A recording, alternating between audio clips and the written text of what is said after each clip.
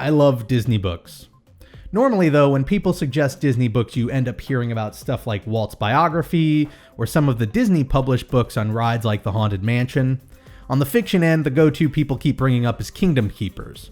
However, today I want to talk about a few of my suggestions that fall outside of what I would think are typical recommendations. So let's get started.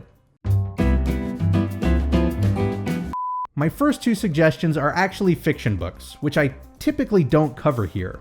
That said, I put them here because they're either interesting ways to look at the parks or just plain fun to read. First up is Down and Out in the Magic Kingdom by Cory Doctorow.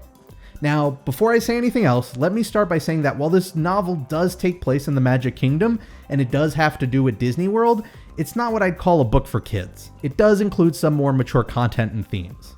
That said, it's a really fascinating sci-fi novel with a very bizarre premise that I think would appeal to many Disney fans out there. Down and Out takes place in a futuristic world in which death is no longer a concern for society, and citizens, not having to work anymore for a living, volunteer to keep busy. In this society, the Magic Kingdom is staffed entirely by volunteer Disney fans, and rather than operating as one company, each land is run by a different team. Conflict arises when one team wants to step in on Liberty Square and make some drastic changes to the Haunted Mansion.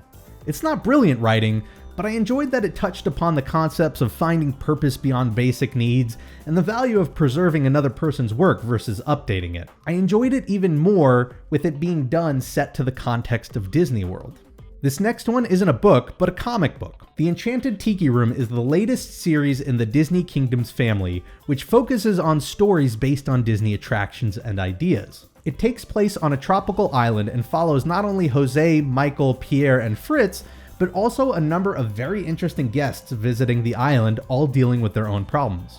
Out of all of the Disney Kingdom comics, this one made the list because it is hilarious. It's a dry humor, but it's one of the only times I've literally laughed out loud while reading a comic book.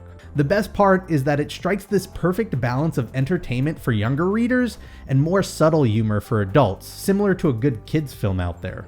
This next one is going to sound weird to those who understand its immediate flaws, but Workinprogress, Michael Eisner's autobiography. Now I get it, trust me. In terms of reading about the history of the company, the word of a both loved and hated CEO is pretty worthless. It's about as biased as you can get.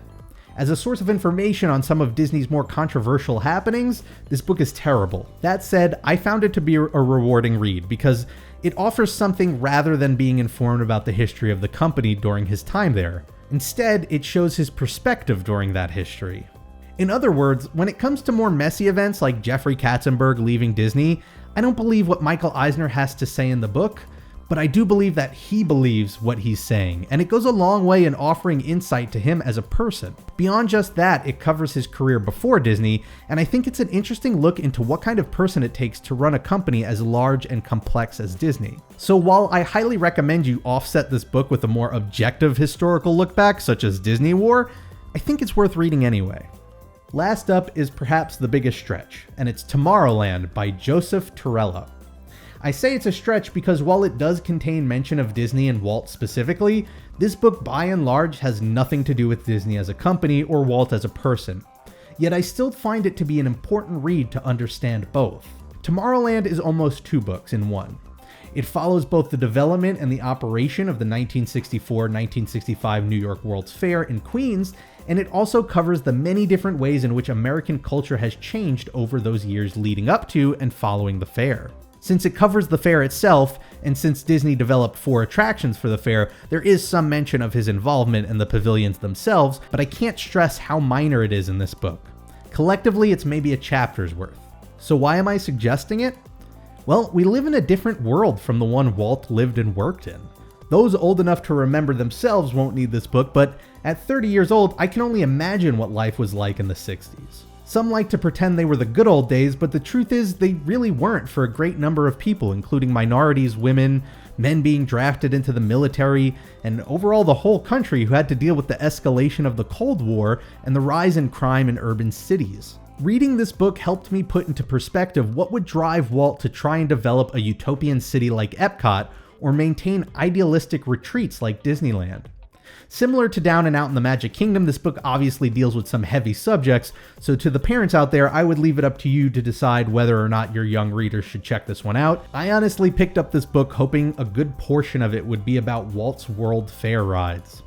I was wrong, but I was ultimately glad for it because what I did get was rewarding to read.